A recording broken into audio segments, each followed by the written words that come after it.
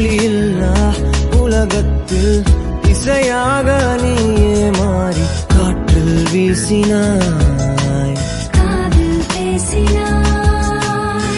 மொழியில்லா மௌனத்தில் விழியாலே வார்த்தை கோர்த்து கண்ணால் பேசினாய், கண்ணால் பேசினாய். 100 ஆண்டு உன்